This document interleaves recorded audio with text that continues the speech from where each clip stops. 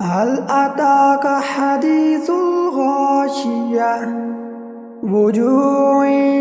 يومئذ خاشعة عاملة ناصبة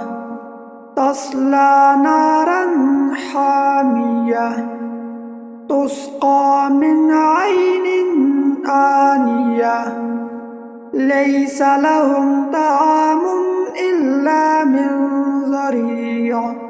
أعوذ بالله من الشيطان الرجيم. بسم الله الرحمن الرحيم. هل أتاك حديث الغاشية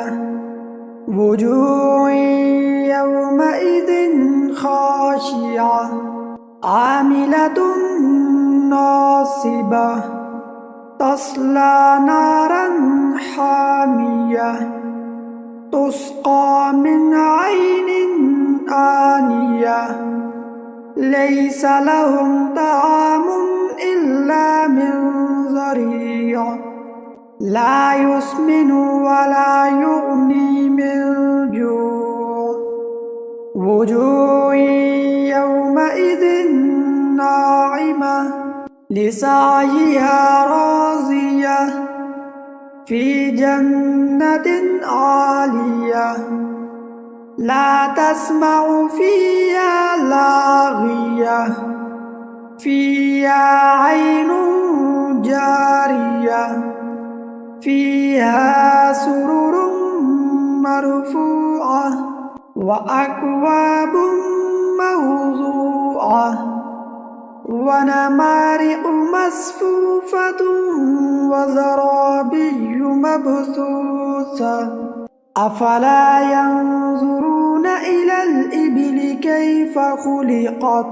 وإلى السماء كيف رفعت وإلى الجبال كيف نصبت وإلى الأرض كيف سطحت فذكر إنما أنت مذكر لست عليهم بمسيطر إلا من تولى وكفر فيعذبه الله العذاب الأكبر إن إلينا إيابهم ثم إن علينا حسابهم صدق الله العظيم. أعوذ بالله من الشيطان الرجيم. بسم الله الرحمن الرحيم. هل أتاك حديث الغاشية وجوه يومئذ خاشعة عاملة ناصبة تصلى نارا حامية تسقى من عين آنية ليس لهم طعام إلا من ضريع لا يسمن ولا يغني من جوع وجوه يومئذ ناعمة لسعيها راضية في جنة عالية لا تسمع فيها لاغية فيها عين جارية فيها سرر مرفوعة وأكواب موضوعة ونمارق مصفوفة وزرابي مبثوثة أفلا ينظرون إلى الإبل كيف خلقت وإلى السماء كيف رفعت وإلى الجبال كيف نصبت وإلى الأرض كيف سطحت فذكر إنما أنت مذكر لست عليهم بمسيطر بمسيطر إلا من تولى وكفر فيعذبه الله العذاب الأكبر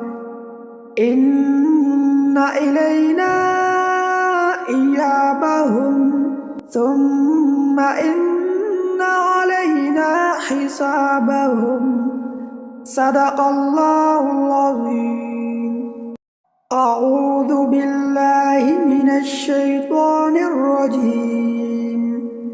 بسم الله الرحمن الرحيم هل أتاك حديث الغاشية وجوه يومئذ خاشعة عاملة ناصبة تصلى نارا حامية تسقى من عين آنية ليس لهم طعام إلا من ضريع لا يسمن ولا يغني من جوع وجوه يومئذ ناعمة لسعيها راضية في جنة عالية لا تسمع فيها لاغية فيها عين جارية فيها سرر مرفوعة وأكواب موضوعة ونمارق مصفوفة وزرابي مبثوثة أفلا ينظرون إلى الإبل كيف خلقت وإلى السماء كيف رفعت وإلى الجبال كيف نصبت وإلى الأرض كيف سطحت فذكر إنما أنت مذكر لست عليهم بمسيطر إلا من تولى وكفر فيعذبه الله العذاب الأكبر إن إلينا إيابهم ثم إن علينا حسابهم